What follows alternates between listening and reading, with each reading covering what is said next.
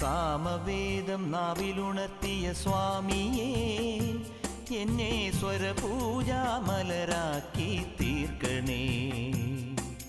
സാമവേദം നാവിലുണർത്തിയ സ്വാമിയേ, എന്നെ സ്വരപൂജാമലരാക്കി തീർക്കണേ. തത്വമസി പൊരുളേ, നിത്യസത്യദയാനിധിയേ, ഇനി കൽപ്പാന്തമിഴിതൾ തുറന്നീടണേ.